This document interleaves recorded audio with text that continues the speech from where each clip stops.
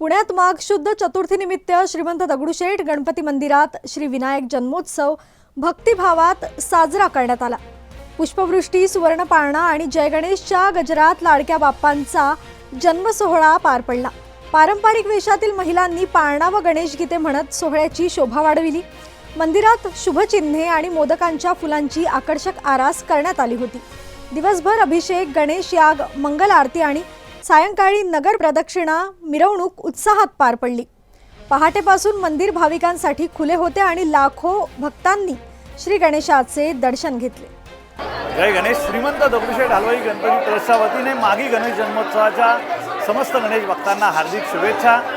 आज बाप्पांच्या मंदिरामध्ये हा विनायक अवताराचा जन्मोत्सव अतिशय उत्साहात, आनंदात, परंपरेप्रमाणे पार पडलेला आहे, संपन्न झालेला आहे। या ठिकाणी नुकताच 101 महिला भगिनींच्या शुभ हस्ते गणरायांचा जन्मोत्सवाचा सोहळा, पाळण्याचा सोहळा या ठिकाणी पार पडलेला आहे। सकाळपासून ब्रह्मणस्पती सुक्त अभिषेक असेल, नित्य अभिषेक असतील, गणेशाग असतील, असे विविध धार्मिक कार्यक्रमांचं आयोजन या मंदिरामध्ये आपण केलेलं आहे। बाप्पांच्या संपूर्ण मंदिराला अतिशय मनोहारी अशी फुलांची सजावट करण्यात आलेली आहे। त्याच्यामध्ये ओम असेल, स्वस्तिक असेल, घंटा असेल, अशा शुभचिन्हांचा वापर केलेला आहे।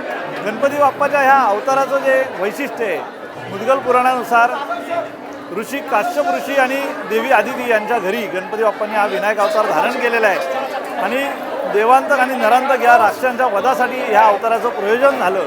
ब्रह्मदेवांनी त्यांना अतिशय अद्भुत असा वर दिला होता की ब्रह्मदेवापासून निर्मित अशा कुठल्याही गोष्टींपासून त्यांना मृत्यू नसावा, म्हणून श्री गणेशाची आराधना ही समस्त देवतांच्या वतीने करण्यात आली आणि गणपती बाप्पाने विनायक अवतारामध्ये त्या दोन्ही राक्षसांचा वध केला अशी कथा आहे। याचा गूढार्थ असा आहे की गणपती बाप्पा हे सर्वपूज्य आहेत, सर्वाधिपूज्य आहेत। ज्ञानेश्वर महाराजांच्या ज्ञानेश्वरीनुसार ओम नमोजी आद्या असं माऊलींनी म्हटलेलं आहे की याच्या आधी कोण नाही, याच्यापासनं संपूर्ण सृष्टीची रचना आहे आणि हे या विनायक अवतारांना अधोरेखित झालेले आहे। अशा आपल्या लाडक्या बाप्पांच्या दर्शनासाठी पहाटे 3 पासूनच गणेश भक्तांची खूप मोठी गर्दी या दगडूशेठ हलवाई बाप्पांच्या दर्शनासाठी होती आहे। पुन्हा एकदा सर्वांना गणेशोत्सवाच्या हार्दिक शुभेच्छा।